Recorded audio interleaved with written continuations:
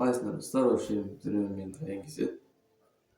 Бүгінгі видеода мен озвучка істейтін боламын. Озвучка деген әртүрлі дауыстармен жазылған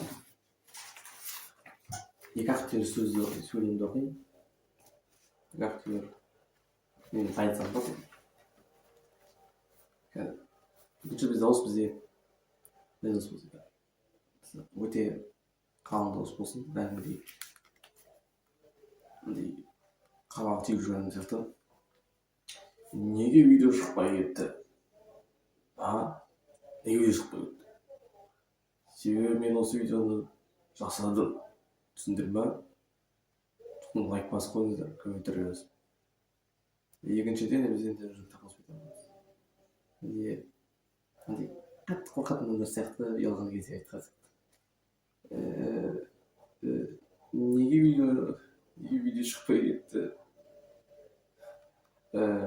Себебі мен осы видеоны жасадым. Осы видеоны жасадым, мен сондықтан видео шықпады. Кешіріңіздер.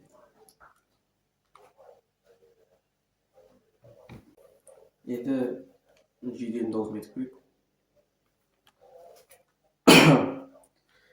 Неге видео шықпай кетті? Себебі мен осы видеоны жасадым. Осы сөздер айтқан үшін маған есімді бересіздер ме? Неге бермесеңіздер, одан мен сіздерге коллег айтып қоямын. Осы сөздер мені алмайды, неге сіздер баяғысыздар. Енді өзім қарапайым даусым айтайын. Неге видео шықпай кетті? Неге видео шықпай кеткенін бұл жайтта бірталай айтып аламын. Себебі мен осы видеоны жасадым. Бұл идея табу керек, бұл превью, ана-мына.